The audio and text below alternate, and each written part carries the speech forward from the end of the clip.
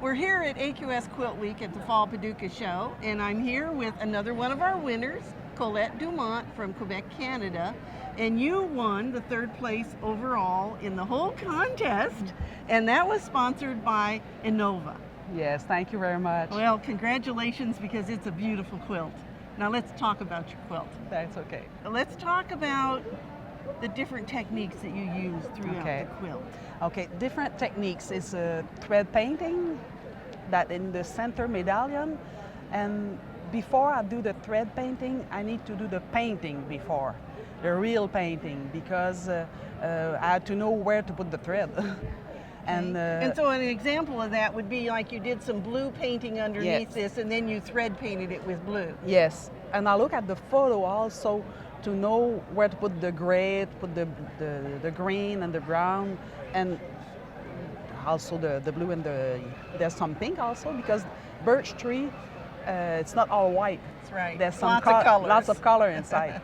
And it was made in 3 sections, because the thread painting tends to shrink a lot, and I couldn't do it on one piece. Right. It's about 4 pieces. Like the background at the back is 1 piece with thread painting. The background at the top is another part. The bird is another part, and the birch tree. And all assembled together. And you told me that the scene that you've used here is from where? You mean the photo. The background is my front house picture. So it's right there from your yard. And the owl, it's a photographer from Quebec, Monsieur Gilles Archambault, that gave me the permission to use this photo, because I never saw one in real, so I had to start something. So just on that center section, how much time do you have invested? I didn't count that. I didn't count.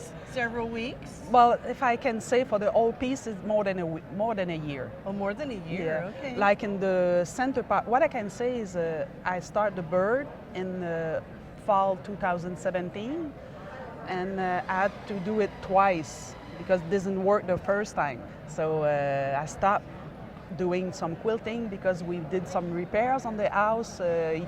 My husband tore some wall down to make my sewing room bigger. Oh gosh, well, that was a plus. That was a plus.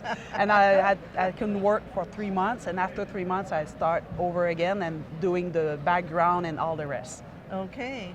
Well, and you've got lots of detail outside that center medallion. Yes. So let's talk about the part that's in here.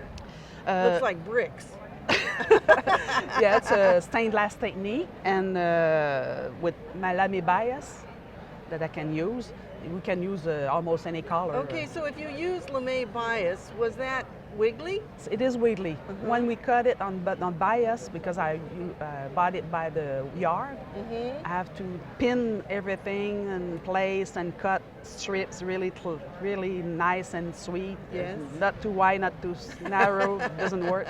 And when I do the bias, I have to go slowly.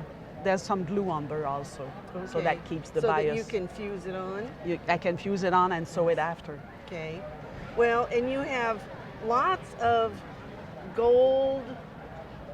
This is couching with big heavy thread that has some glitter on it. Yes. And just put it on with a zigzag stitch. And did you use clear thread then? Not this one, because I used brown thread because I wanted the effect. Okay. I could use a clear thread, clear, but I used brown. Okay. To add some effect. You have a lot of that. And now you've inserted some glass beads? Yes, glass beads, a triangle, and seed beads, and some kind of jewelry making inside, and it's all sewn on the fabric. After. All right, now you assembled this section differently. Yes, this is an appliqué done on my embroidery machine separately. It's done with the knitted facing with glue under, but the embroidery was made on the interfacing. On the side that there's no glue. The glue is under, so I can cut all around and glue it like a turn edge appliqué and put it where I want it. So you actually did it so that you're stitching on the smooth side Yes. of the interfacing, Yes. and the back side of it is fusible. It's fusible, so and then I you're can, able to turn it under, and now you're able to iron it on wherever you want to put it. I can iron it on, but Uh-huh. it need to be sewn. It still has to be sewn It down. need to be sure. sewn. But at least it holds it while you sew. Yes, yes, Yes. Now we have to talk about this beautiful edge. Okay. Now Okay. don't back out of our picture. Here. Okay. Let's talk about the edge. And so I'm just going to pick this up, and you're going to tell me a little bit about what you did to make this. This is separate part applique that I done on my embroidery machine. Okay. And the brown part, because if I don't know if you can see, there's some satin stitch. So the brown here, the some satin stitch, is done on my embroidery machine also, so it's separate part. The white, the brown is two separate part. Okay. And I call that a reverse facing technique, because in garment, when we're doing some facing, usually the facing is under. Yes. But this one is over. It's on the top. It's on the top. Okay. And for the seam to be covered, I covered it with the bias lining. Well, it makes an absolutely gorgeous Thank edge on you. your quilt. All right, so do you have some other things that you'd like to tell us about what you did to make this quilt? The circles, you had something different Okay, with those. the circle here, there's some batting under it. Trapunto. Trapunto. And then these circles.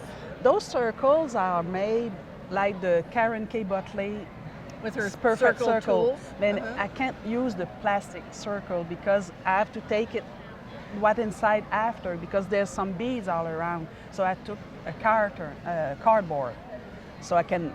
So just you fold. can make the whole thing and beat it and then pull the cardboard out? Yeah, it was sewn. The circle was sewn under to keep it circle, and Okay. after that I can take away the cardboard, Sure.